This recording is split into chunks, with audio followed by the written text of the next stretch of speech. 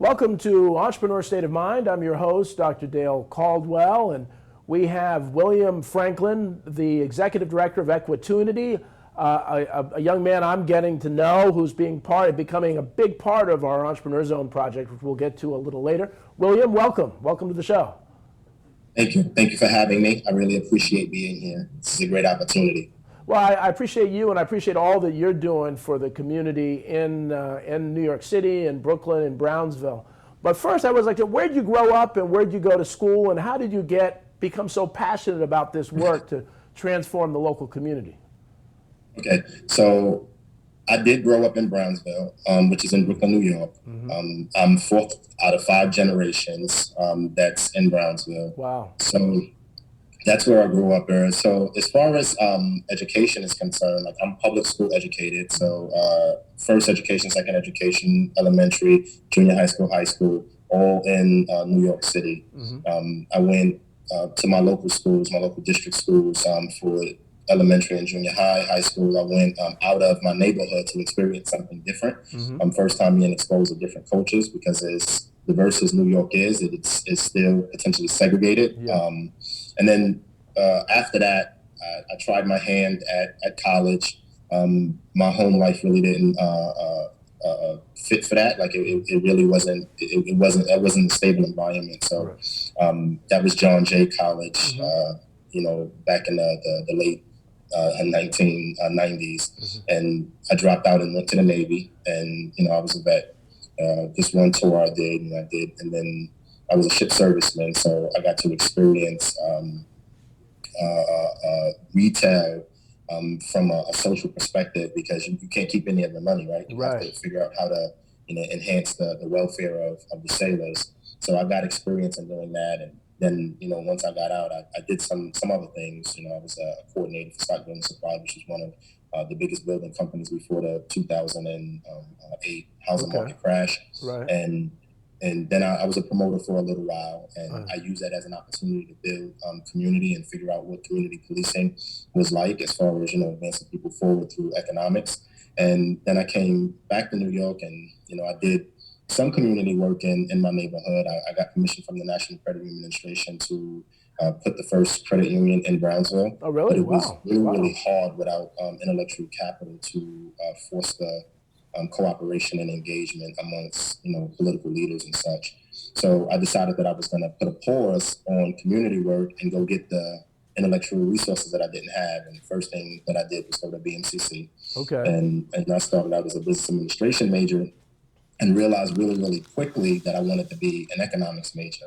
So in 2 years, I got my undergraduate between BMCC and Brooklyn College. Okay. And I wanted to see if I really learned what I thought I learned in comparison to my experience, mm-hmm. To be truly educated. So the first thing that I did was go work at Macy's, and see if I could create revenue really, really quickly. Mm-hmm. And I did that, and figured out that I did learn something. I was excited about that. And what did you do at Macy's? What was your role? What was your role at Macy's? And Capital One gave me the opportunity to help individuals build an economic profile and expand from there. And in that moment, I realized what I wanted to do with the community work that I had put a pause on, and Equitunity was born. So let William. So before, So now, what did you do again? Because we have people of all ages watching. So I always like those stories, because I want people to hear that nobody goes a straight line. So when you were at Macy's, what did you do at Macy's? Okay, at Macy's, I was a sales manager. Nice. In the kids department. So one of the things that I was able to do was develop and train other people to become managers, so to speak. Good. So I was given a group of individuals who were basically locked in to a particular career path, and I was given the opportunity to develop them out of the space that they were in, so that they could actually get other opportunities in advancement. And at the same time, I was responsible for making money, because it treated like it was my business. Right. So I literally had the whole 4th floor in the store that I was in. And the store that I was in was an anchor store for the community downtown, and which is central Brooklyn, all the way out to the eastern side of Brooklyn. So what I did was make money and develop people to make money. Wow, that's great. See that those are the life lessons that are so important in what you're doing, and people don't often value that. They just look at the more prestigious things, but those are the things that you learn. And so Equitunity, what prompted you to found Equitunity, and what is Equitunity? Okay, so Equitunity is a public charity, a 501c3 that I founded and organized for the sole purpose of combating poverty in the bottom 12 communities in New York City. The flashpoint of Equitunity is Brownsville, Brooklyn, right? My community, which is the poorest community in Brooklyn, but the sixth poorest community in New York City. So the reason why I founded Equitunity is because I was born in poverty.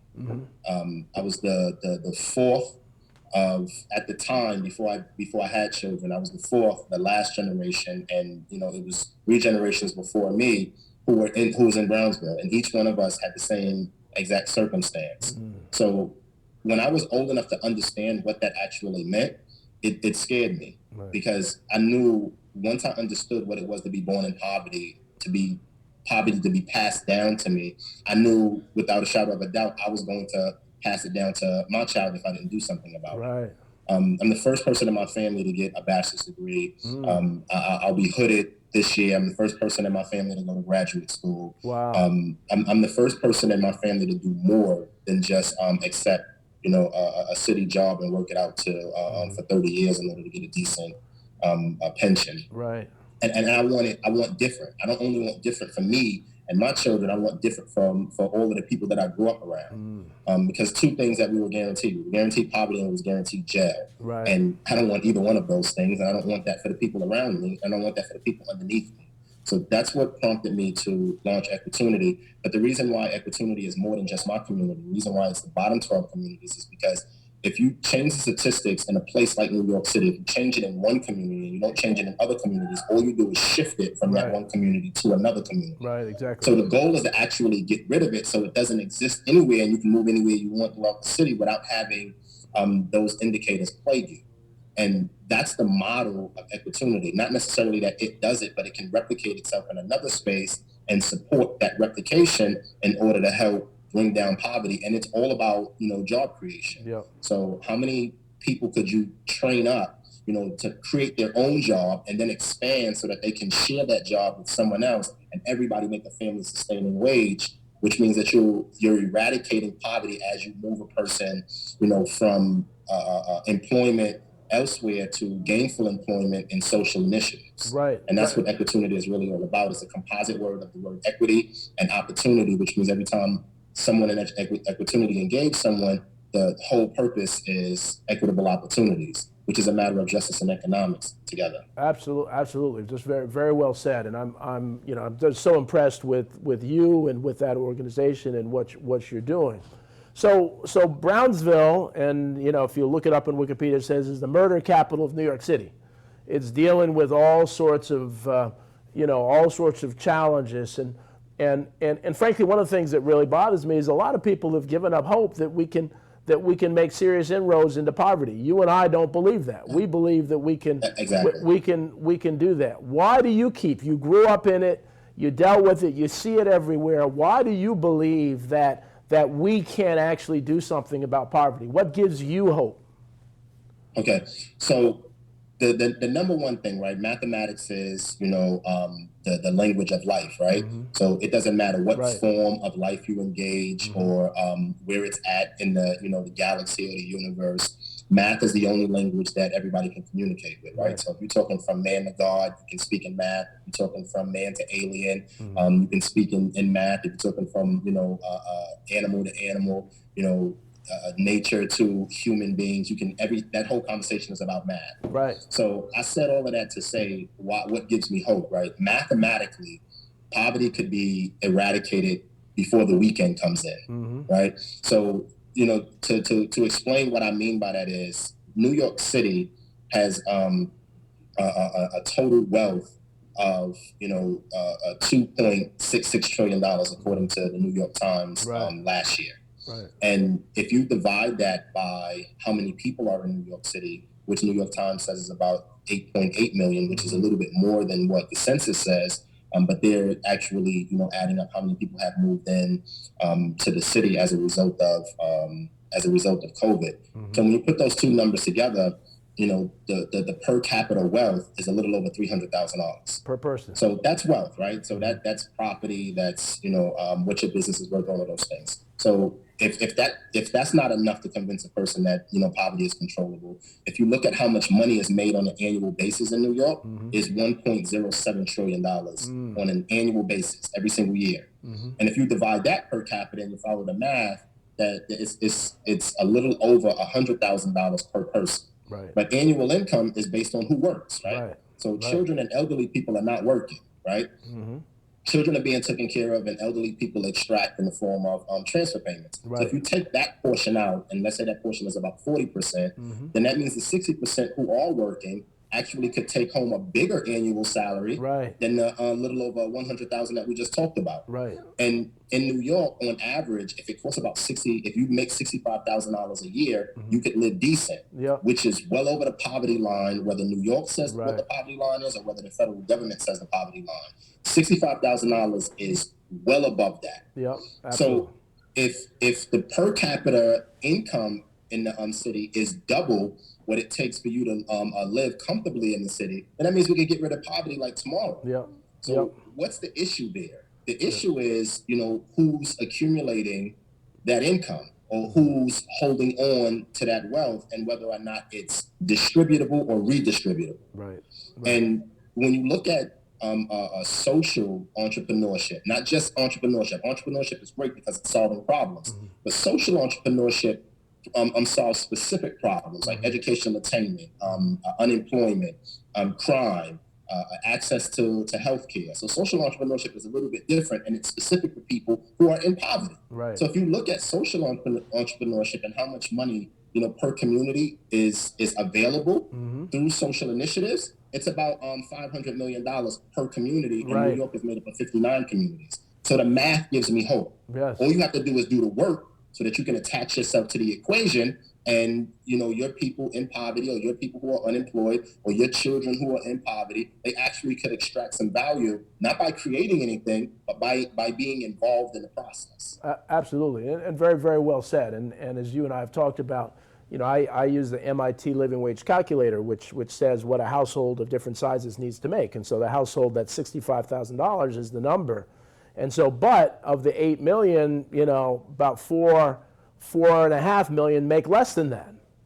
Right. And so in New York City, making less than $65,000. And so much of it is, because this is my obsession too, is addressing poverty. And as we often say, you don't have to care about poor people, but when poor people make money and have jobs, rich people become richer. So society benefits, everybody benefits, and you and I know that. And so one of the reasons we're both excited about entrepreneurship is that that's a sustainable way of creating wealth and jobs in the community. And so let me ask you, why hasn't there been more of a support for entrepreneurs of all backgrounds and races in New York City, which is an entrepreneurial city? It's for me, it's about the mindset, right? Not about the mindset of the individual. Hey William, let me stop before you get going, because we're going to take a quick commercial break. But I want you to, when we come back, because I know you have a great answer to that. Let's pick up that topic. So again, we have a commercial break. Enjoy the commercials, and we'll see you back in a few minutes.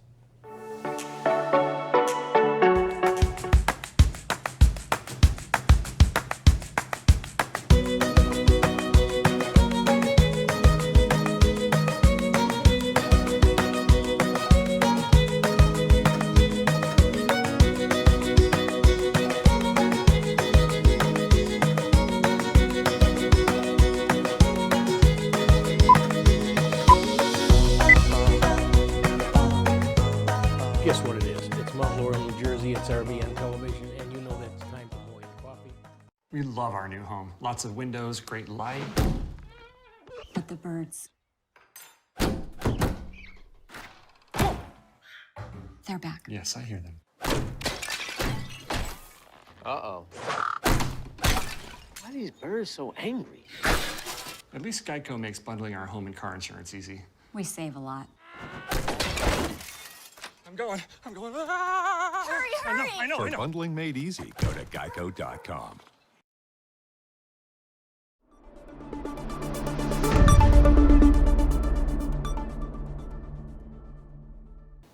Welcome.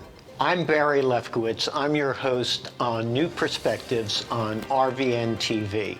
I come to you each week with issues and topics that you will generally find in the news. And if you're looking to be able to get caught up and know what's going on, then New Perspectives is the show for you on RVN TV. Look forward to having you.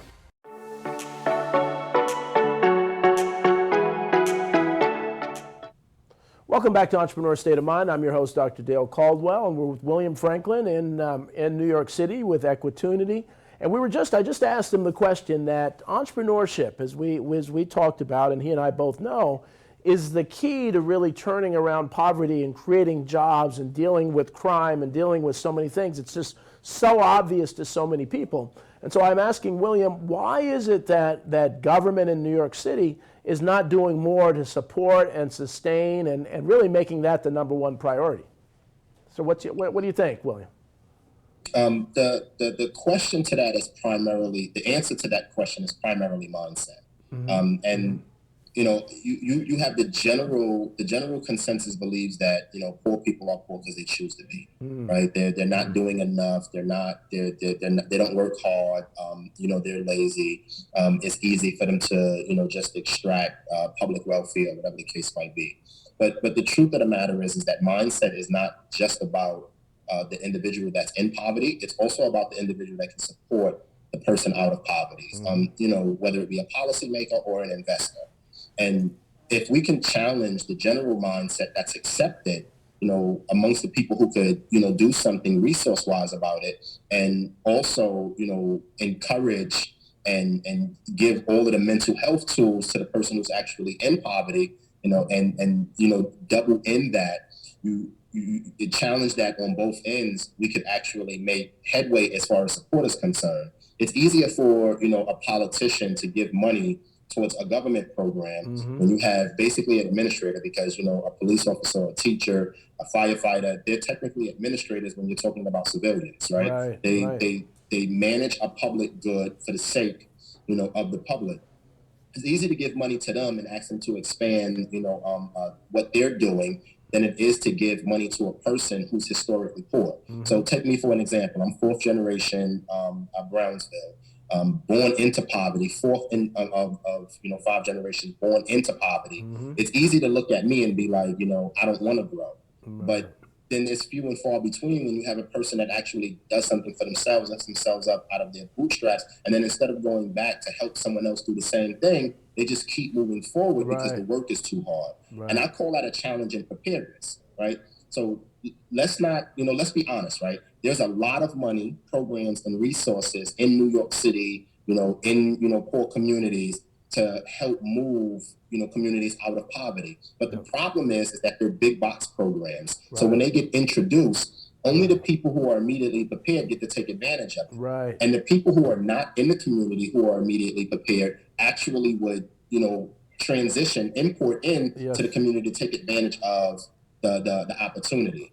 So the people who actually need it are being looked over frequently and consistently as these programs start to evolve or new programs actually come in.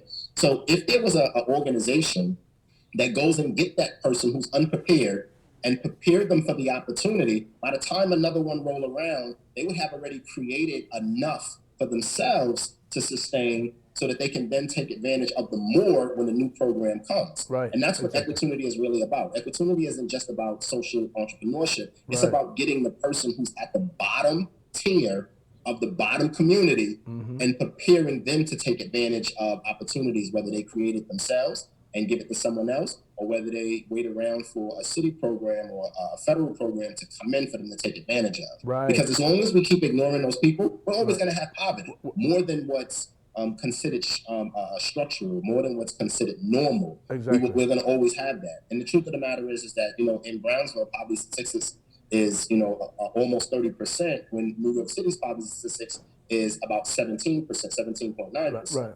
So that tells you that, it's possible to create parity to where 17.9% is everywhere. Right. But the reason why it's not, the reason why some communities is underneath that number or at that number is because of what I said earlier. Like, you can uplift a community, all it's going to do is go to another community. But if you deal with the person who's at the bottom with no resources, and not just money resources, but intellectual resources, healthcare resources, childcare resources, if they have those things resources to take advantage of opportunities, Right. you can challenge their mindset in the process. You can challenge the person who can give resources mindset in the process, and then the government would have a reason to invest. Well, and see, and emotional resources as well. And so, but part of the deal too is, I don't even accept the numbers that government, I'm saying 50%. And so if you really look at the 65, that 17, that 30%, literally 50% of New York City, the households do not make enough to pay their bills. And That's true. And I really, I think, and so part of what we're working on together is, so as you know, and the audience, I've mentioned to the audience before, we've created this concept called entrepreneur zones. I wrote about this idea of entrepreneur zones because of the opportunity zones that was in the previous administration's legislation can work sometimes, but it is so often is helping developers get tax breaks so that they push out entrepreneurs out and build these beautiful hotels. And so it looks like there's improvement, but there really is no improvement. Instead of really investing in the entrepreneurs in the community, working with organizations like Equitunity, in local communities. And so we're working in Brownsville on we're talking about 3 entrepreneur zones, right? Right, William? Right. So Brownsville is actually prepared to do 12. Wow. Entrepreneur zones. Wow.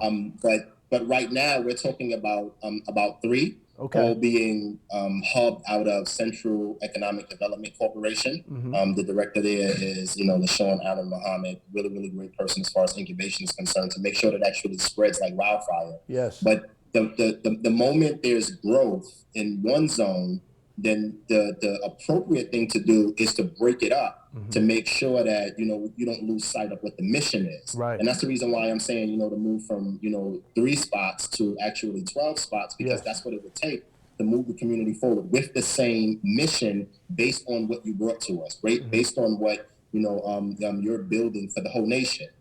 So in the entrepreneur zone, just like the opportunity zone should be based on tax incentives, tax breaks. And I honestly believe there should be a matching program in there as well, because a matching program for the tax incentives or the tax breaks would actually suggest and insinuate that big box corporations give for the sole purpose of being able to take off more than they actually get. Exactly. Because, we need something, but the big box corporation, in order to move forward, needs something as well. And like you said, they say rising tides lift all boats, but if you go to the lowest portion of the tide and you lift there, right, all of the big box corporations that's way out in the higher tide, they go up even further.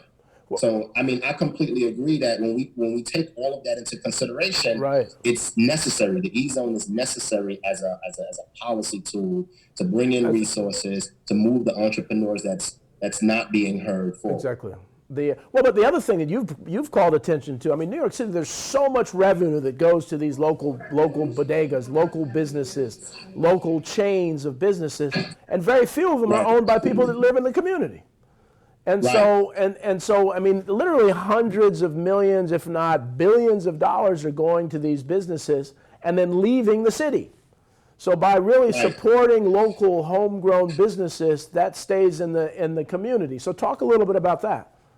All right, I'm glad you brought that up, because that's a huge component in trying to move poor communities in New York City out of poverty toward parity, which is the 17.9%, if they're experiencing 30% poverty, like the bottom 12 communities in New York City. Right. So what happens is that you have maybe about $1.5 billion on average in a poor community that's being spent on an annual basis by the people in the community. Well, but wait, let me stop you there. Wait, these are poor people. Poor people, William, let me stop the question. Poor people don't realize that $1 billion is being spent in these communities that people have written off. Right. That's why these businesses are there. See, that's an important point. That's a very important point. People understand the revenue that's in those communities. Right. which proves that social entrepreneurship is lucrative. Right. Right. Right. That education is lucrative. That a policy suggestion and civic engagement and community engagement is lucrative. Right. It proves that if $1.5 billion is being spent in the poorest community in Brooklyn, that means it's lucrative to be a part of that community, the entrepreneur community. Right. So the $1.5 billion. I'm glad you paused me. So let's back up. The $1.5 billion is being accumulated by businesses in the community, with the business owners who don't live in the community. Right. Right.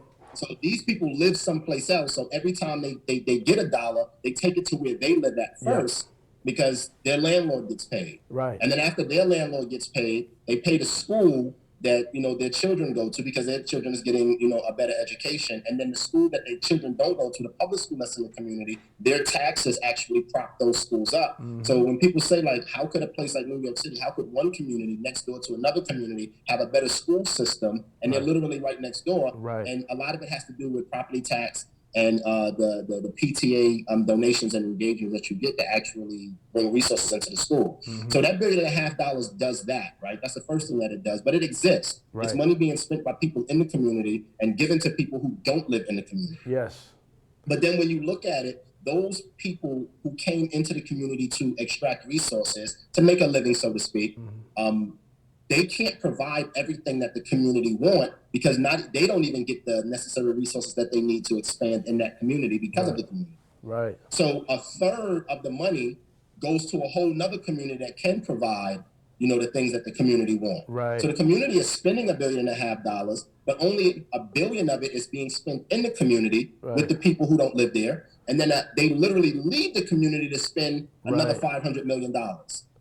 So that's what I mean when I say, like, if you can just engage the person who's most unprepared to be a part of the entrepreneur community, they don't have to create anything. All they have to do is provide the goods and services that the community already want, so that the community don't spend the $500 million out of the community. They'll spend it with a person in the community, Well, see, and that's they talk about how much money stays in certain ethnic communities. In the Asian community, it's several months, and others in the Black community, it's been, I've heard, hours. Not weeks or days. But as we do the entrepreneur zones, that's one of the stats, is to see how much that money stays in the community. How long does it stay in the entrepreneur zone community? And that's a really important stat. So William, we're, as I said, these things go real quick. So we're at the end of time. What's your web address? If people want to get some information about Equitunity and what you're doing, what's your web address? Say that again for me? What's your website address? Your web address. Your web address. Oh, it's equitunity.org. So Equitunity.org. equitunity.org. Excellent. Hey, William, thank you so much. We're always fundraising. Yep. I'm a professor at the Borough of Manhattan Community College, teaching community cooperative economics to the poorest students in New York City, showing them how to be social entrepreneurs. Wonderful. And then building out their projects so that they can launch in their community to create jobs. Wonderful. So, and we're always fundraising because that takes money. It takes money. So, but William, thank you so much. This is incredibly informative. I want to thank all of you watching Entrepreneur State of Mind, and we will see you next week. Take care. Thank you.